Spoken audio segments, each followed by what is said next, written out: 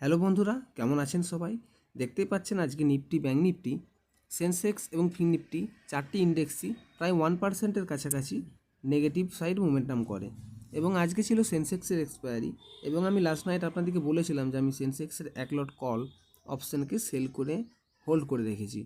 তো আমি সেল করে রেখেছিলাম 75,000-এর কল, যেটা থেকে আমি আজকে অনেকটাই প্রফিট বুকিং করি। প্রায় 300 টাকার মতো প্রফিট বুকিং করিনি, ওটা আমি তার আগে এক্সিট করে দিয়েছিলাম। এবং তারপরে আমি একটা পুট সাইডে সেল করেছিলাম,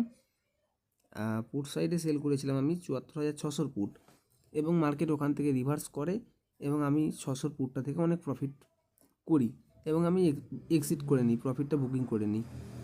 তারপরে লাস্ট টাইমে মার্কেট এর থেকে অনেক বেশি মার্কেট ক্র্যাশ করে এবং 74,200 250-র কাছাকাছি এসে মার্কেট ক্লোজিং নিয়েছে। তো যদি আমি 600 পুটটা হোল্ড করে রাখতাম তাহলে আমি আরও লস করতাম। তো ওভারঅল আমার